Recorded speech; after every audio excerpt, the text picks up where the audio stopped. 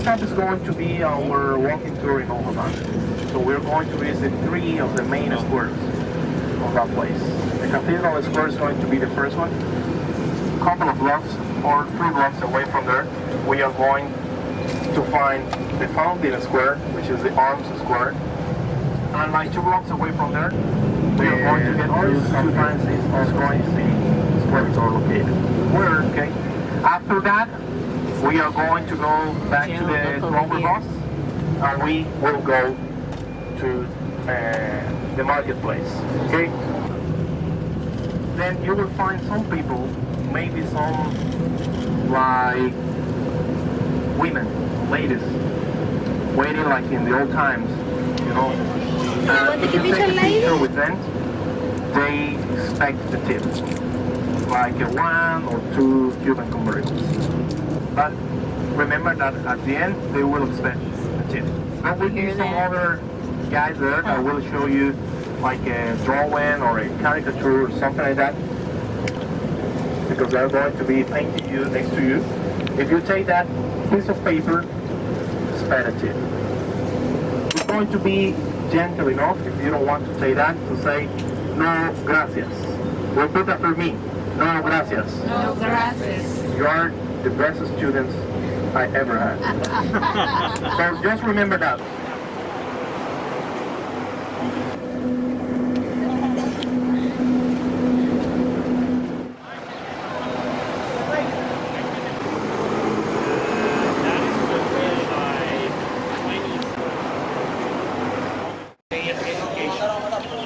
Because they want them in the future well prepared to assist the people and the clients. So they are given a chance for many young people to come here to those schools and to get to know more about that field. Because they want to guarantee for the future that their clients are going to be well taken. Okay, so we are going to take this way. Remember to Stage Alex. Yeah. Did you see him walking on the thing? Trying to break his neck. Look how deep that is.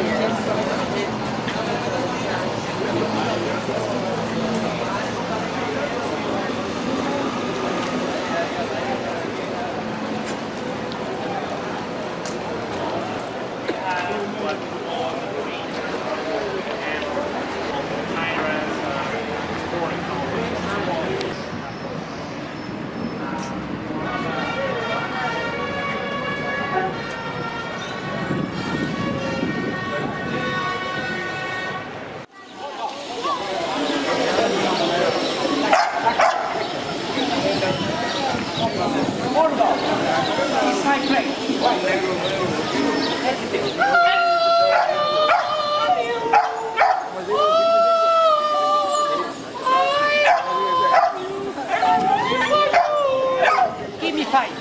Obama, no problem. I Donald Trump. Oh, yes, one problem. Hello, my friend. 5 more. Cuba, Cuba, Cuba, Cuba. Cuba, Cuba, Cuba.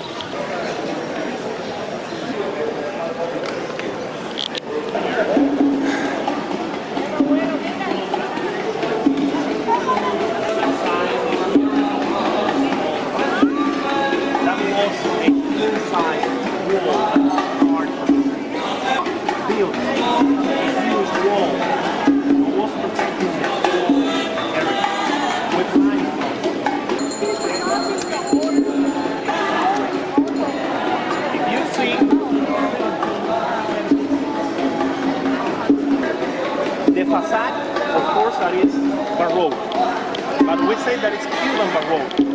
Why Cuban Baroque? Because it's so simple, as you can see, and also because the main material was limestone, and limestone is so porous and do not allow too many ornaments. The remains of Christopher Columbus stayed inside this cathedral for a long time. That was until 1898 when the Spanish people left the island. And at the very beginning, all this area around here was very marshy, swampy. When high tides, the water of the bay used to get up to this place here. So they had to put lots of soil stones, rocks to cover all this area around here. We have also that other building that was built even before these two that we have around here, and there is a museum back there. This house is a very nice courtyard. There is a restaurant that the name is El Patio. If in the future you come back to my country and you visit this square, don't go there. Okay. But anyway, the architecture is so nice and so on. You can get to know many things about our culture and the history of the place and so on. If you walk a little bit over here, so the cathedral is an active church. Okay, it's a Catholic church today, and of course, at every single Sunday that there is a big mass where all the people, the Catholic people, comes here. Of course, there are Catholic churches in all our city. According to the state, around 60% of our population is Catholic. But if you come on Sunday to this place, you are going to see that there will be just a few people inside that church. Maybe here you're going to find more people because this is the cathedral. Okay, but if you go to any other Catholic church in town, you're not going to find too many people. Why? Because we have another type of religion that is widely practiced all over the island. And that one is the one related with, it's a Cuban religion with African roots. Okay, that we call Santeria. You might find people in the streets like waiting in white. They have to be like that for 1 year because that is like a newborn, a new life. Okay, they cannot go to Paris, they cannot drink alcohol, they cannot be walking around during night, and so on. And that is the other religion that is widely practiced in Cuba today. Some would say you can't be a good communist and a good Catholic at the same time. Maybe you know, at the very beginning. So some people used to say that you cannot be a good Catholic if you are a communist. You know, at the same time. So at the very beginning of the revolution, so there were some disagreements, you know, with the Catholic Church because of many things. There were bandits at the time in our country that were supported by the Catholic Church. Some people say that the tenets or the principles of socialism were far away from Catholicism, you know, and so on. But believe me, today we don't have that way of thinking. So the Cuban people is so religious, and not only Catholicism. We've traveled a lot in the communist bloc in Europe, and most of those countries have pushed away religion throughout the communist I gotta say that at the very beginning, during the 60s, for religious people was not very good, but not today. Not today. Okay, you can be a member of the Communist Party, and you can be also a Catholic people or a religious people. You know, it's not a problem. But it was like that at the very beginning, for sure.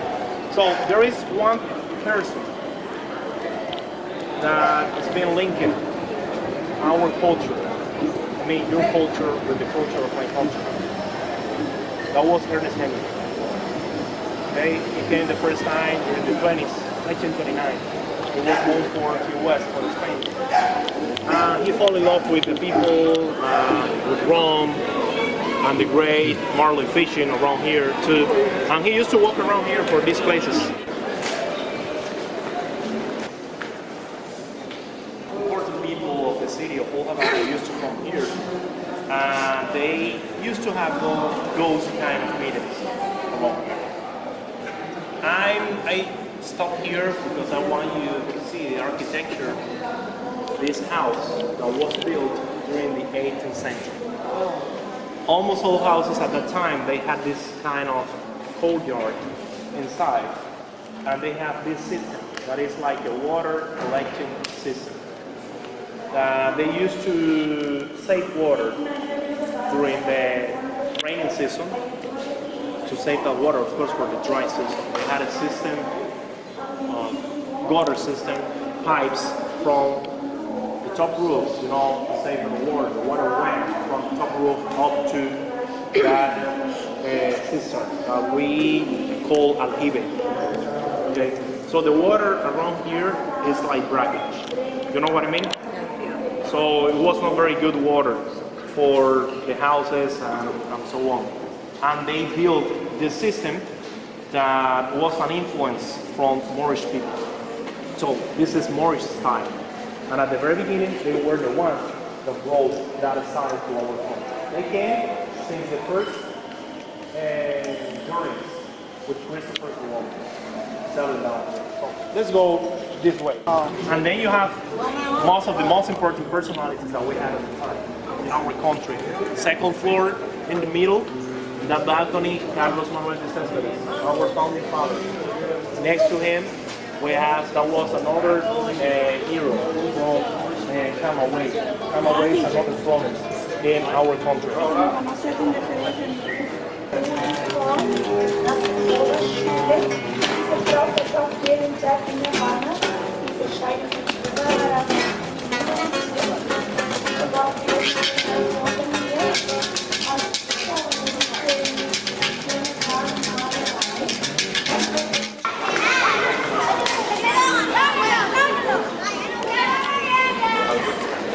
Oh, look at the little one. No, gracias. Repeat after me. No, gracias. Oh, gracias, lady. You take it for lady?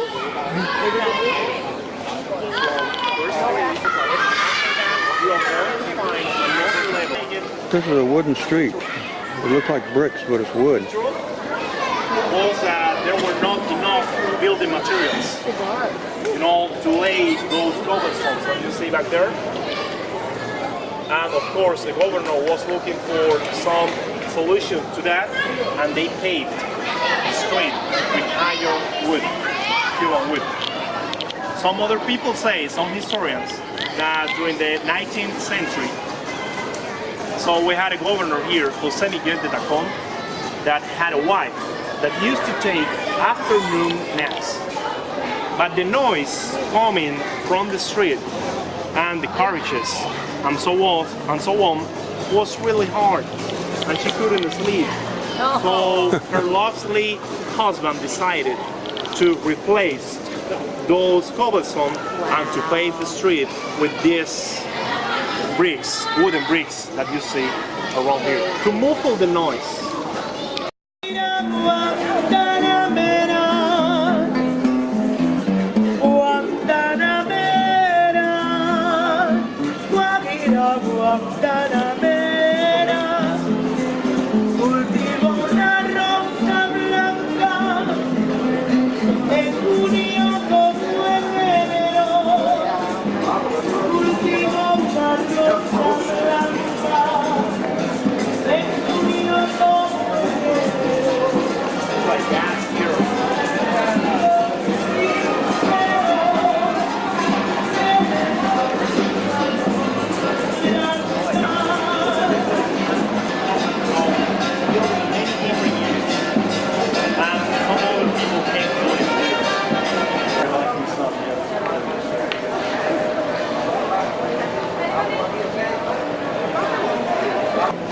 $1,400 Cuban pesos.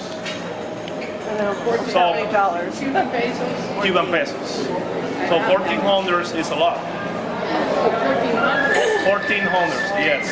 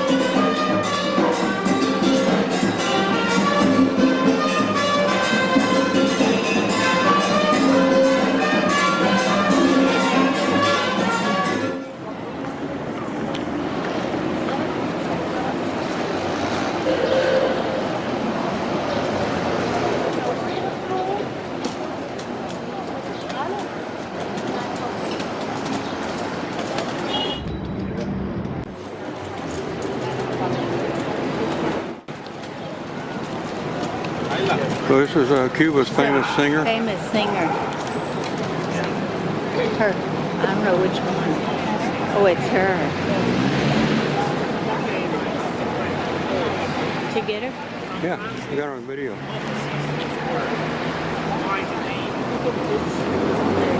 A statue? I'd like to get a selfie in front of it. Huh? Is this marble? Gracias. Yeah, it looks like it.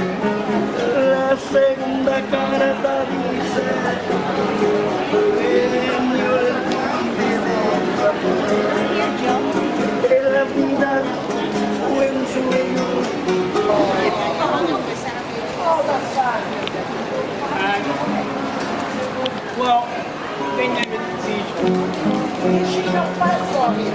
No.